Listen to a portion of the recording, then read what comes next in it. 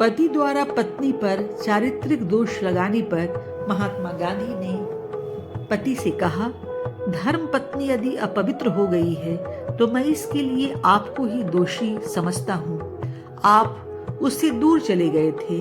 उस बाला का संभवतः न तो आपके साथ विवाह करने में कोई हाथ था और न आपसे बिछड़ने में उसकी सहमति थी। यदि वह विषय भोग के बिना न रह सके और पतित हो जाए तो उसमें उसका क्या दोष निकालना।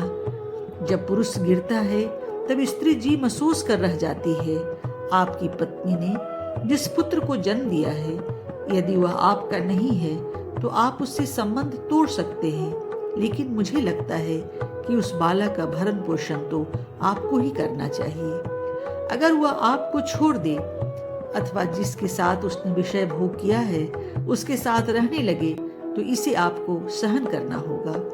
केवल लज्जावश आप अपनी पत्नी के साथ रहने के लिए बंधे हुए नहीं हैं।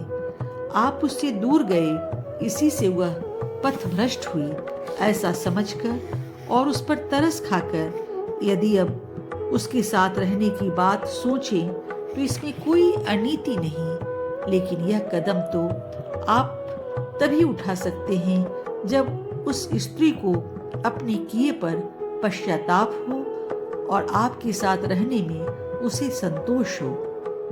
यदि उसका मन सर्वथा आपसे अलग हट गया हो तो उसका त्याग करना ही कर्तव्य है। पुरुषों को अपना जीवन शुद्ध बनाना चाहिए। पुरुष का अपनी पत्नी के प्रति निष्ठावान होना उतना ही पवित्र कर्तव्य है जितना कि पत्नी का पति के प्रति निष्ठावान होना। तथाकथित शास्त्र से भले ही कुछ प्रमाण दिए जाए, लेकिन किसी पुरुष को एक से अधिक पत्नी रखना गलत है।